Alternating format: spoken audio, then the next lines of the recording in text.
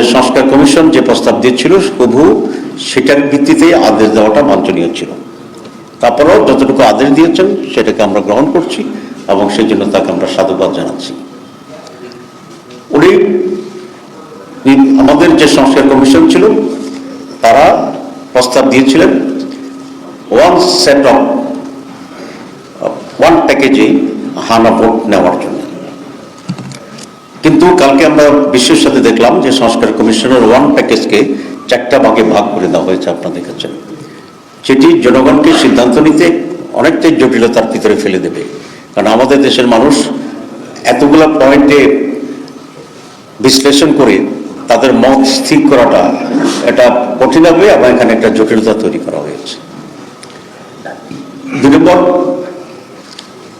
ঐকমত্য কমিশন যে প্রস্তাব করেছিল যে সেখানে নোট অফ ডিসেন্ট দেওয়ার কোনো সুযোগ তারা রাখে নাই। এটি একটি দল তার নোট অফ ডিসেন্টকে হানা ভোটের আওতায় আনার জন্য প্রস্তাব করেছিল। আপনারা জানেন যেটা একেবারেই একটি অবৈধ আবদার ছিল, কারণ নোট অফ ডিসেন্ট হচ্ছে কোনো একটি দলের তার মতের ভিন্নতা আছে, কিন্তু হানা ভোট হবে যেটা কমিশন সিদ্ধান্ত নিয়েছে সেই সিদ্ধান্তের ভিত্তিতে।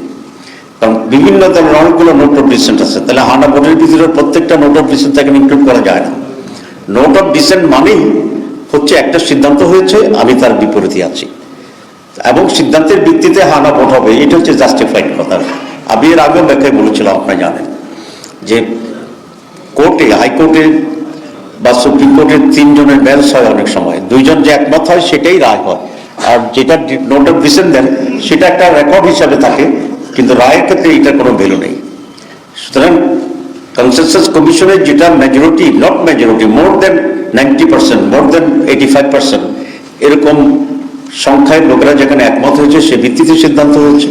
কোনো কোনো দল কোনো কোনো বিষয়ে তার নোট অফ ডিসেন্ট দিয়েছেন, সেটা নোট অফ ডিসেন্ট হিসাবে থাকতে পারে, কিন্তু সিদ্ধান্ত এবং গণভোটের জন্য সেটা কোনো ফ্যাক্টর হতে পারে না। সরকার বিএনপি নোট অফ ডিসেন্টকে অ্যাকোমোডেট করার জন্য 4টা ভাগ করে করেই হানা ভোটের জন্য